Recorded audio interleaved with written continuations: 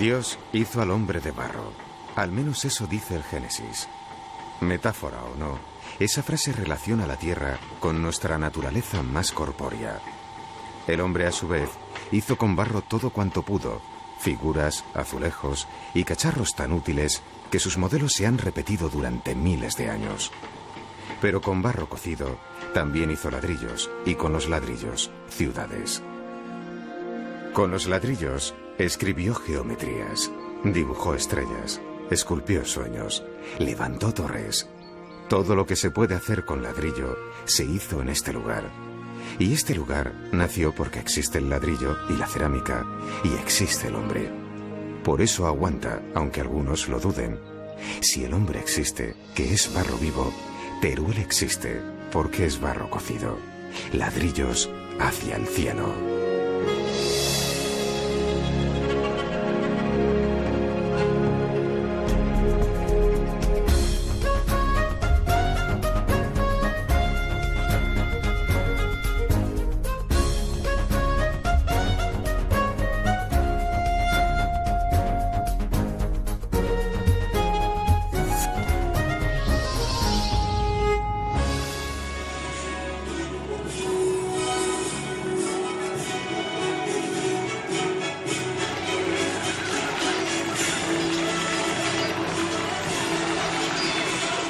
Teruel existe desde hace mucho, al menos desde la Alta Edad Media.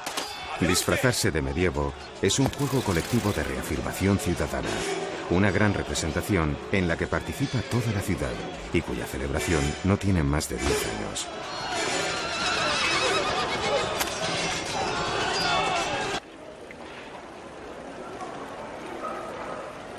Plaza del Torico. Plaza de estructura medieval, irregular, porticada para asegurar el comercio bajo el rigor de todos los climas. Todos los caminos van a Roma, y en Teruel todas las calles llevan al Torico. Figura mínima, símbolo humilde, para muchos decepcionante y para otros suficiente. Vocablos afines. Toro, turolense.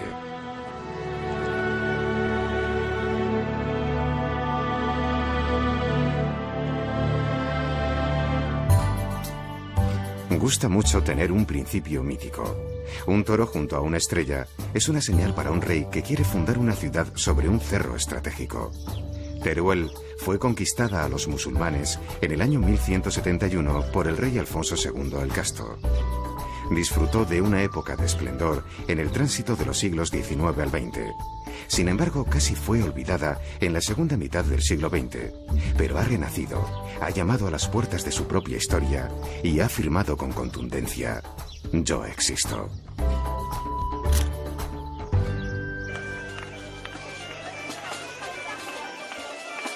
La fiesta anual de las bodas de Isabel de Segura se conmemora en torno a San Valentín, Día de los Enamorados.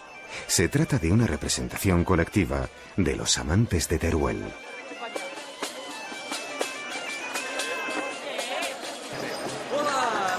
La historia es esta. Dos jóvenes se enamoran, pero él es el segundón de la familia y no tiene recursos que ofrecer a su acaudalada dama. Pactan un plazo de 5 años para que él haga fortuna en las cruzadas. El plazo llega a término y el padre obliga al matrimonio de la chica. Justo entonces el joven llega de las cruzadas con fortuna suficiente. Ingenuo, cree que las campanas anuncian su llegada, pero no es así. Celebran la boda de su amada con otro. Te pongo este anillo en símbolo de nuestro amor. En su encuentro le pide un beso que ella, mujer recién casada, no puede darle. Él muere de amor, o de pena, o de las dos cosas. Ella corre hacia él, besa el cadáver, muere también al instante.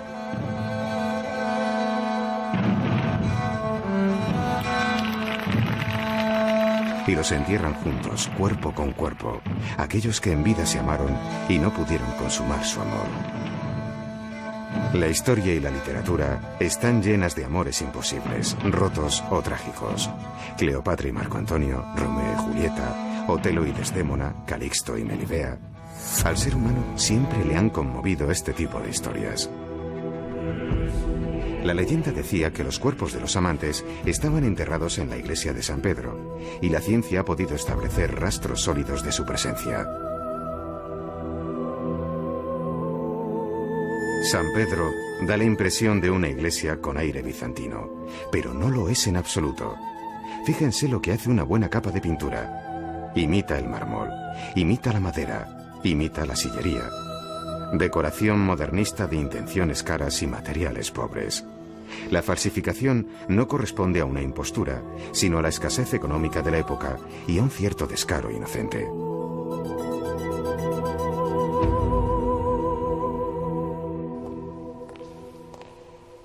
La iglesia de San Pedro es el típico ejemplo de iglesia fortificada. Por el ámbito podemos repetir el caminar obsesivo de los cuerpos de guardia rodeando una y otra vez el perímetro del templo. Pero lo mejor de San Pedro es su torre. Se trata de la torre mudéjar más antigua de toda la ciudad, desde cuyo campanario se llamaba al culto, a la defensa o a sofocar el incendio, y cuya puerta taladra su base de lado a lado y marca la frontera entre el barrio cristiano y el barrio judío. 3 detalles de la torre: la mano de Fátima, las llaves de San Pedro y la rueda de la fortuna, símbolos de la religión musulmana, cristiana y judía, muy cerca unos de otros, signo de clara vecindad. En el recinto de San Pedro hay un museo dedicado a los amantes. No se sabe cuánto se exageró la historia, pero algo cierto debió ocurrir en Teruel en aquel lejano siglo XIII. Juan de Ávalos logró un dramatismo conmovedor. Las manos están cerca, pero no se llegan a tocar. ¿Hay mejor metáfora para expresar un amor imposible? El hecho es que bajo las tumbas se conservan las momias de un hombre y una mujer, cuya datación, gracias al carbono 14, pertenece con exactitud a la misma época en la que se sitúa la historia de los amantes.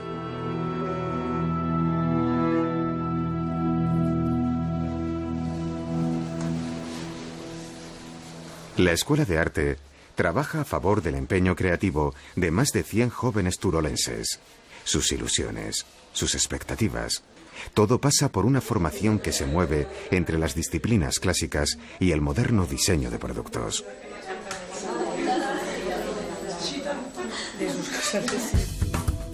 El arte de Teruel tiene un nombre propio: mudéjar.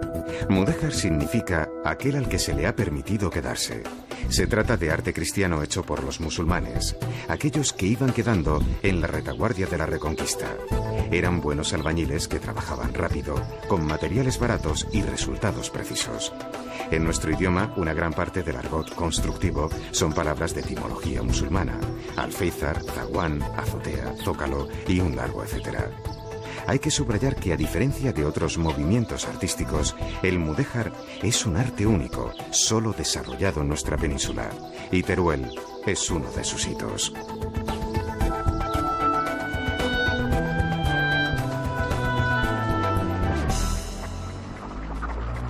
Al subir los escalones de la Torre del Salvador, la penumbra anuncia un espectáculo único e irrepetible.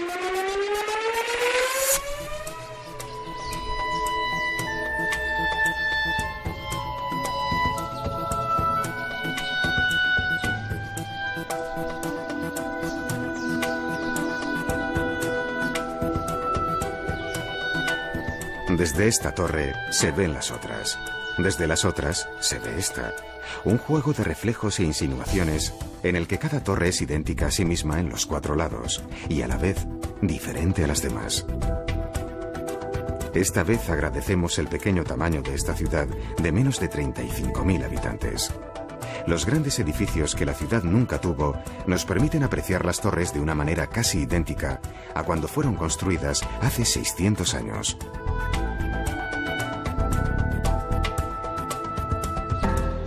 Curiosa aportación del mudéjar turolense, la cerámica. En ninguna otra ciudad mudéjar hay un empeño tan decisivo en el uso de la cerámica como elemento decorativo. Lo milagroso es que aún hoy se conserva esta tradición, poco rentable, que rebusca en los óxidos de manganeso los mismos verdes que utilizaron sus ancestros. Bajo la dramática amenaza de algunas importaciones muy competitivas, la cerámica turolense vacila entre la extinción y la supervivencia. La meritoria tozudez de algunos ceramistas también debería declararse Patrimonio de la Humanidad. Pero el mudéjar no se encuentra solo en los barros cocidos. Catedral de Santa María. Nada grandiosa, casi del tamaño de una iglesia, pero custodia de un increíble tesoro.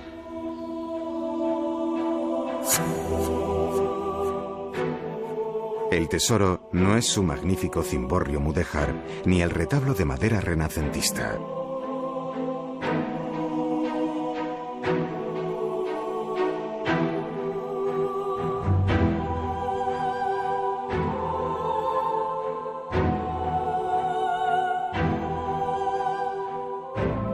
El tesoro de la Catedral de Santa María no está en su trabajada rejería. Para encontrarlo hay que levantar la vista y contemplar su techumbre. Gracias a que hace unos siglos tuvieron el dudoso gusto de tapar la techumbre y no destruirla debido a su funcionalidad, hoy se conserva en un estado excelente. La techumbre es todo un relato de trazo almohade y narrativa cristiana. Es como un inmenso cuadro de 250 metros cuadrados que nos cuenta el Teruel del siglo XIII. Una curiosidad que se anticipa en muchos siglos a lo políticamente correcto. El número de figuras masculinas y femeninas en toda la techumbre es idéntico.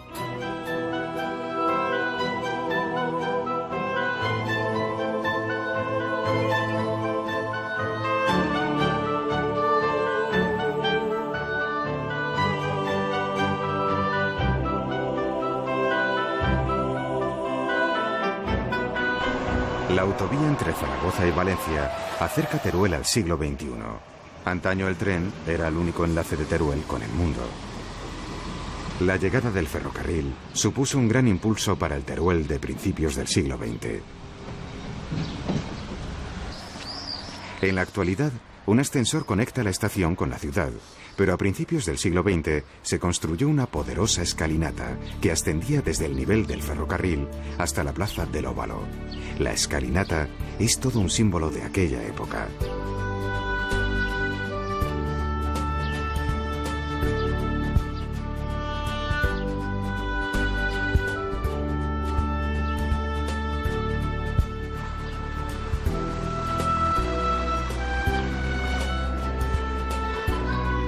Teruel tiene otras plazas cuyos pórticos tal vez se remonten al medievo, pero en todas las épocas las plazas porticadas insisten en los rigores del clima.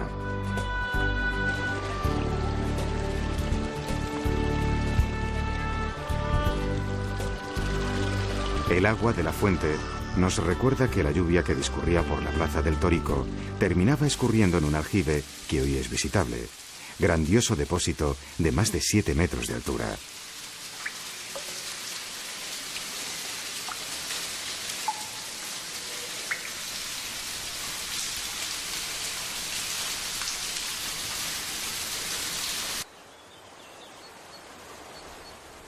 Pocos saben que el río Turia nace justamente a los pies de Teruel, en la unión de los ríos Guadalaviar y Alfambra.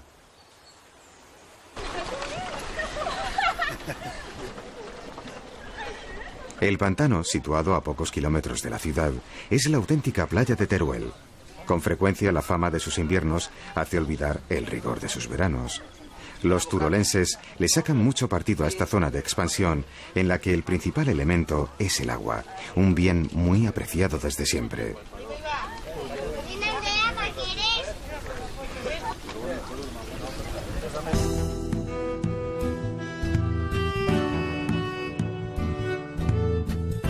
Arriba acueducto, abajo viaducto. Impresionante obra de ingeniería civil del siglo XVI que aún hoy sigue siendo útil.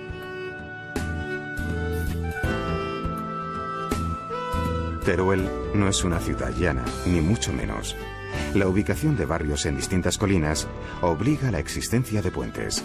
El viaducto se construyó a principios del siglo XX y hoy es paso exclusivo para peatones.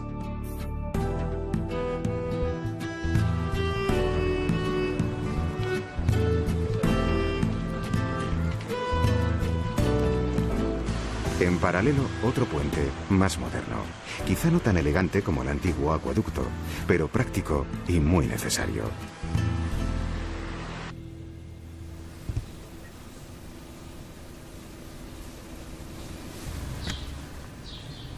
El jamón de Teruel tiene tanta fama como su frío. Ambos están indisolublemente unidos. De hecho, el clima seco invernal durante el periodo de curación es el ingrediente que lo hace único. Bien cortado, bien servido y mejor comido. Su jamón es mucho más conocido que su escuela de hostelería. Pero lo cierto es que esta pequeña escuela situada en el corazón de la ciudad es un centro de aprendizaje y desarrollo del Teruel contemporáneo. Algunos grandes cocineros proceden de ella. Apreciamos los matices, acto seguido vamos a oler y ya la prueba definitiva es gustarlo. Cogemos la copa, introducimos un poquito en el paladar.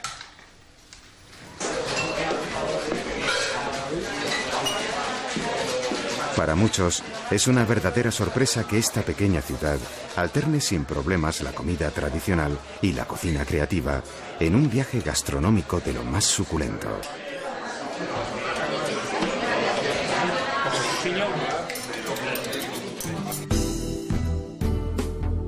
El Palacio de Congresos es una apuesta de nueva arquitectura y un reto para una ciudad como Teruel que entra en el competitivo mundo de los congresos y las ferias, al que parece que en los últimos años se han apuntado muchas de las ciudades de nuestro país. Sin embargo, Teruel tiene una propuesta muy consolidada: Dinópolis, el único parque temático de nuestra geografía dedicado a los dinosaurios.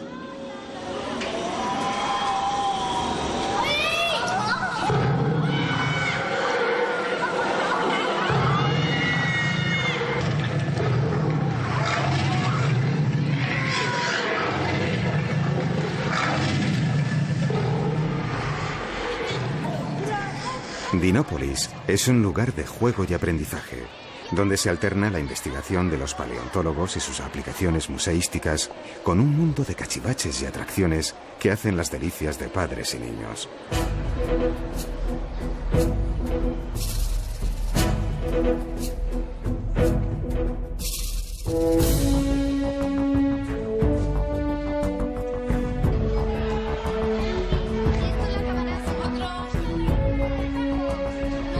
Los niños se lo pasan en grande en un parque temático donde cabe el aprendizaje y el juego.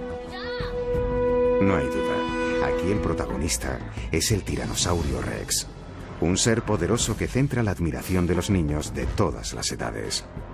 Contado así, de mayor todos querremos ser como el Tiranosaurio Rex.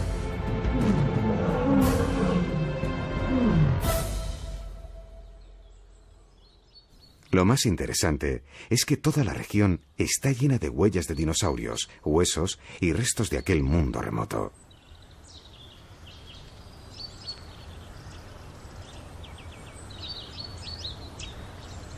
La provincia de Teruel también es rica en patrimonio prehistórico. En cuevas y abrigos de la zona es posible ver representaciones de animales que todavía corretean por campos cercanos.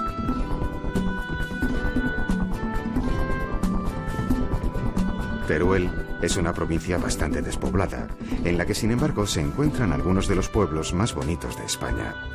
Albarracín ocupa con propiedad uno de los primeros puestos.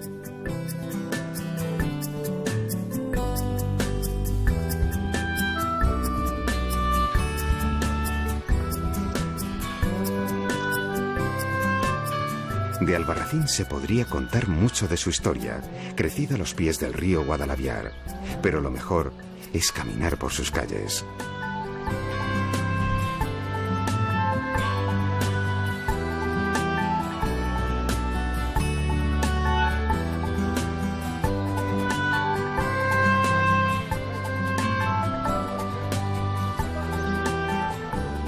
Pasear por las calles de Albarracín es disfrutar la variación sin igual de los matices terrosos de sus fachadas, fijarse en los detalles o detenerse frente a los imaginativos llamadores de hierro de sus puertas.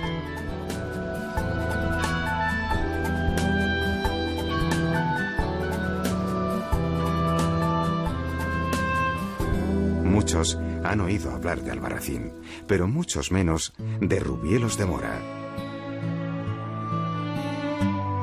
Casas y palacios que se remontan a un pasado glorioso y que se han conservado gracias al respeto de sus habitantes hacia la arquitectura tradicional. Hay mucho ahorro personal invertido en estas piedras. Muchos oriundos que emigraron en el pasado recuperan el pueblo poco a poco.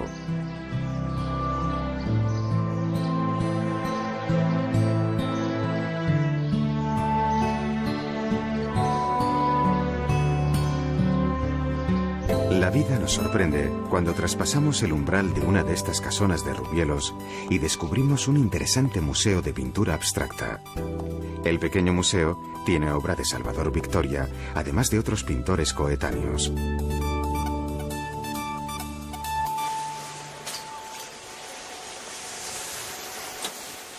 En Teruel, la nieve es un negocio reciente. La mejoría de las comunicaciones ayudan a que sus pistas sean lugar de aprendizaje de muchos valencianos, que viven al nivel del mar, pero en la cercana provincia de Teruel tienen el pueblo de mayor altitud de España, Valdelinares.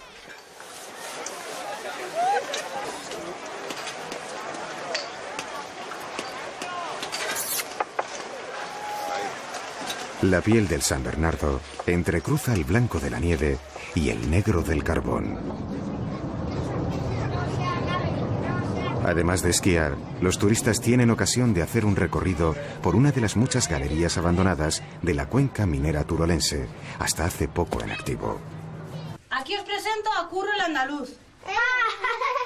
Mundo desgarrador, en lo que no hace falta tener una sensibilidad muy acusada para percatarse de las especiales condiciones de dureza y peligro de la vida minera.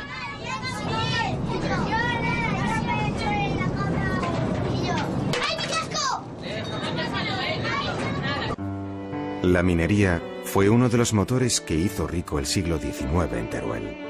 El modernismo, que era el estilo epatante del momento, aparece en algunos edificios del casco antiguo. Entre todos los edificios modernistas, en la Plaza del Torico hay dos viviendas que destacan. Ambas fueron obra de Pablo Monguió, discípulo directo de Gaudí. El mundo vegetal desplegado en el trabajo de forja asciende por la fachada azul celeste. En la parte alta aparece sin disimulos el ladrillo, en lo que parece un homenaje al mudéjar. Mucho en Teruel se construyó en neomudéjar. Con persistencia, la ciudad retorna a su origen mestizo. Muchas ciudades tienen una colección más o menos interesante de arte sacro. La de Teruel es excelente. Ubicado en el Palacio Episcopal de finales del siglo XVI, posee una extensa colección de pintura, escultura, arte filipino y orfebrería.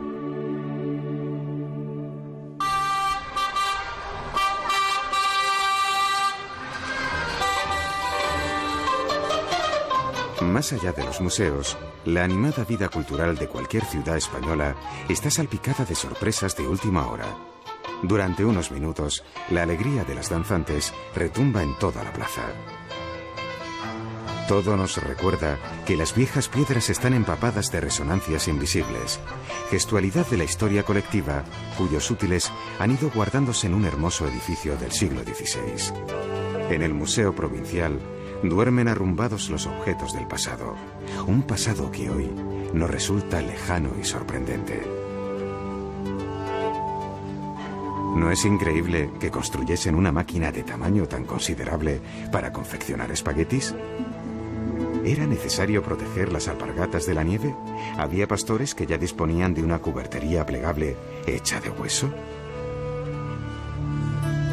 El museo redobla su interés con una farmacia de época que en su día fue trasladada pieza por pieza desde su lugar de origen, pero también conserva vestigios de un pasado remoto en el que destaca un mosaico romano.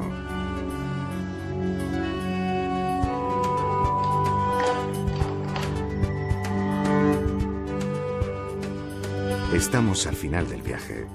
En la habitación del hotel, cuya puerta se abre con una tarjeta de plástico, la máquina fotográfica, naturalmente digital, nos golpea la memoria con objetos que acabamos de ver en el museo. Diseños perfectos, funcionales y ergonómicos. Aunque estas modernas palabritas, entonces, no se utilizasen en absoluto.